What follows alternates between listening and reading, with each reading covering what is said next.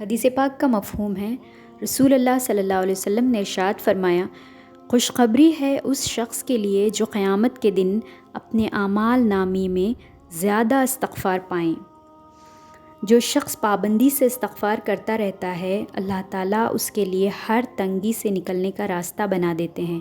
ہر غم سے اسے نجات عطا فرماتے ہیں اور اسے ایسی جگہ سے روزی عطا فرماتے ہیں جہاں سے اس کو گمان بھی نہیں ہوتا۔